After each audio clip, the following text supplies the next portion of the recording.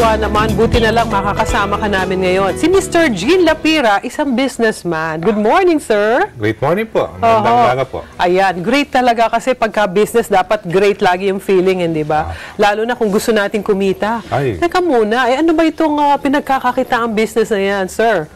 Well, ito'y may kinalaman sa health and wellness. Ang aking brand ay Cafe Botanica.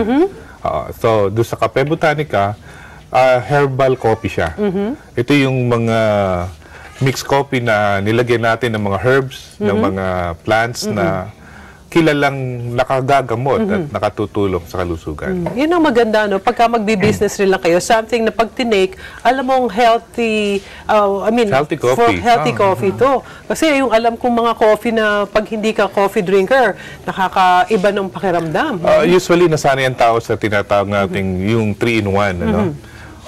Although mayroon siyang properties na nakatutulong din naman, kaya lang, ang maganda pag may herbs, halimbawa may malunggay, may mangustin, at iba pang mga herbs, ay na-neutralize niya yung acidity ng coffee dahil alkaline, mataas. No? Kaya ang maganda rito sa ating coffee, Cafe Botanica, ay na-neutralize niya yung acidity. Tama yan kasi yung mga coffee, di ba, normally pag hindi nasamahan ng magagandang mga ingredients, ang tendency, ay, nakangasimasikmura ko. Pero saka nagpapalpitate. Ang maganda doon sa coffee natin, kung maraming hindi nakapagko-coffee dahil nagpapalpitate sila. Sa atin, dito sa atin, kung meron man, napakaliit ng percent. Kasi siyempre, coffee beans pa rin siya. Meron pa rin siyang caffeine content. Kaya lang, napaka-minimal na lang. In other words, napakaganda kung ang gagawin yung business talagang makakatulong na health-wise, tapos maganda syempre ang kitaan. Para ma-motivate yung mga nanay kaya o yung mga gusto ng extra income. Paano ba yung manner of distribution niyo? Well, ito naman ay direct selling lang. No?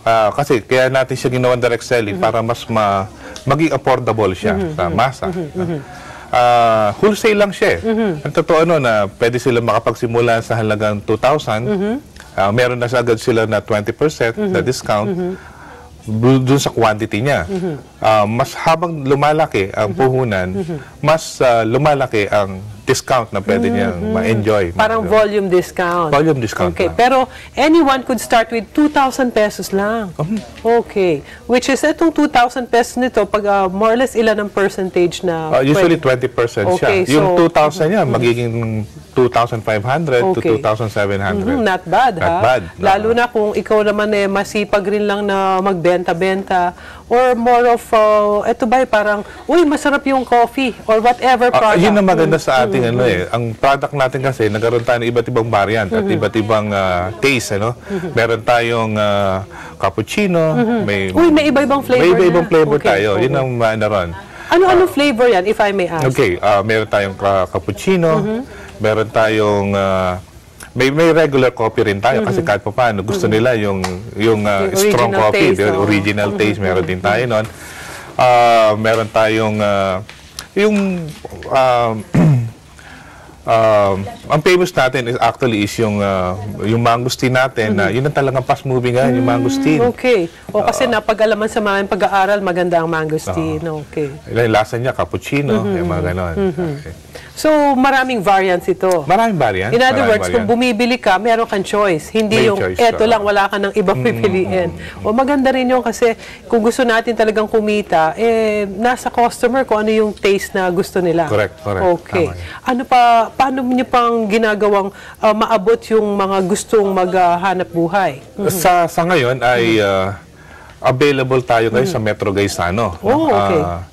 Metro Gaisano is outside Metro Manila to? Meron tayo sa Metro Manila na 8. May 6 tayo sa Metro, meron tayo sa Pampanga, meron tayo sa Lucena. At hoping na next year ay yung buong Visayas Mindanao ay malagyan natin. Scope. Pero if I may ask, ganun nakalawak, pero pwede bang magkaroon ng idea yung ating mga katambahay, paano ka nag-start at gaano kalaki o kaliit yung puhunan na ginamit? Well, actually, by profession ako ay teacher. Okay. Classroom teacher ako. Yes, sir. Yes, sa New Era University. Oo nga naman. Mamaya babatiin mo sila. Well, nagsimula tayo dahil sa una, ang ano natin ngayon sa 20th century ay ito na yung focus ng health and wellness na Ang tao ay nalilimutan na yung kanyang health ay nagiging health conscious na siya. Pero ang nagiging alternative ngayon dyan ay yung ating mga herbs and plants na obviously naman talaga namang nakatutulong. No? Hindi naman talaga directly, pero nagpapalakas ng mga immune system. Alam naman natin, pag malakas ng ating immune system, ay kahit mas productive tayo. Mas productive at kahit na cancer cell, kaya niyang labanan. No? Tama yun. So, diyan tayo nagsimula na thinking na kailangan na ng tao ang mga alternative na mga, hindi naman siya medicine, pero mga katulad nito, coffee, mga juice, na nilagyan natin. Araw-araw, laging hindi mawawala sa hapagkainan ng mga nag-almusal, coffee ang pinili ko kasi ang mga Pilipino kultura, basta sa umaga, may, kahit hindi na mag-breakfast siya, mahalaga may coffee sa tabi niya. Enough na sa kanya dahil, at saka kumukonsumo siya ng 3, 4. At least a day. A day. Oo nga naman.